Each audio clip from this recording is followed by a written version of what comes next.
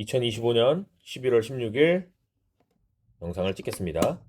오늘의 책 제목은 김구를 설명하는 한마디입니다. 아람북스 책이고요. 자, 친구들 이제 읽겠습니다.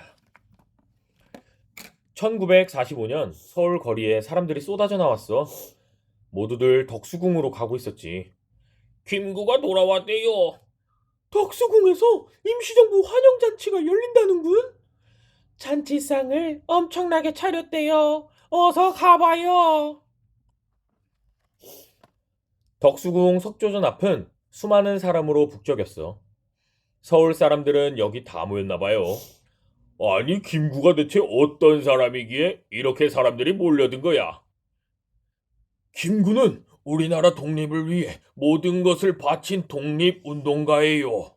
모자를 쓴 신사가 이렇게 이야기를 시작했어. 김구는 엄청 용감한 사람이에요. 커다란 칼을 차고 있는 일본인을 맨손으로 때려잡은 적도 있지요. 일본인이 휘두는 칼에 죽을 수도 있었는데 용기를 내서 덤볐다는군요. 어디서 그런 용기가 났을까요?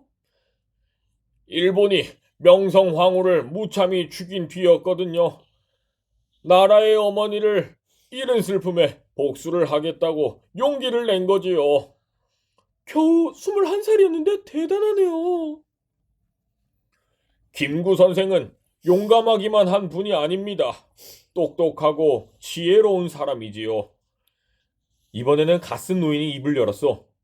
김구 선생은 학교에서 어린 학생들을 가르쳤어요.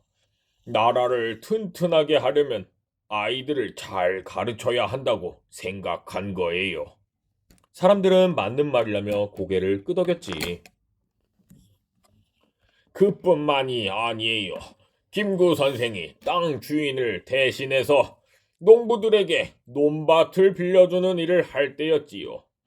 그 시절 농부들은 아이들을 학교에 잘 보내지 않았어요. 농사일이 더 중요하다고 생각했거든요.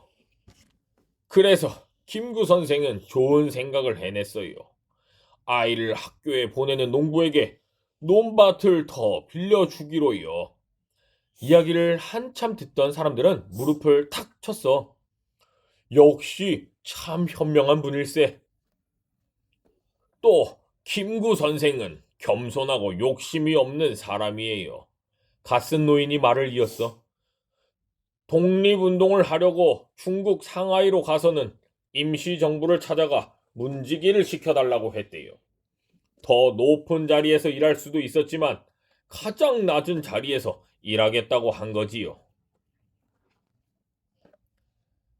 그래도 나중에 임시정부 최고 자리에 올랐잖소. 최고 자리에 오르면 뭐합니까? 편안히 잘만한 집 한 칸 없었는걸요.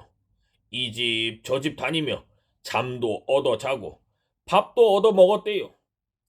듣고 있던 사람들이 눈이 휘둥그레졌지. 아니, 왜요? 가진 돈을 전부 나라를 위해 썼거든요. 정말 욕심이 없는 분이셨군요.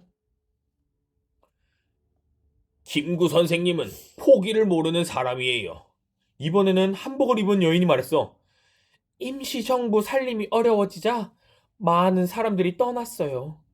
하지만 김구 선생님만큼은 포기하지 않았어요.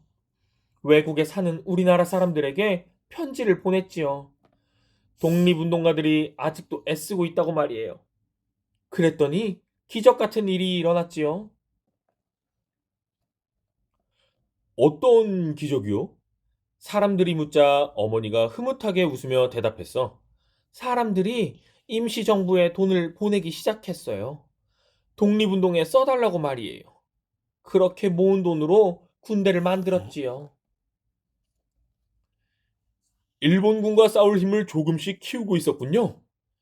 참말 훌륭한 분이에요. 그런데 싸워보기도 전에 일본이 항복을 해버려서 김구 선생님과 임시정부 요인들은 우리나라로 돌아오게 되었지요. 이제 연설을 시작하려나 봐요. 덕수궁에 모인 사람들은 김구를 바라보았어. 김구는 자리에서 일어나 사람들에게 말했어.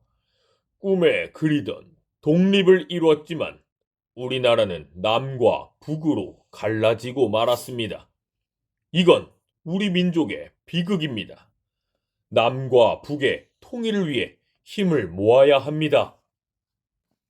덕수궁에 모인 사람들은 알게 되었어. 김구는 용감하고 지혜롭고 겸손하고 아무리 어려운 일이 닥쳐도 포기하지 않는 사람이라는 걸. 무엇보다 나라를 사랑한 사람이라는 것도 말이야. 끝.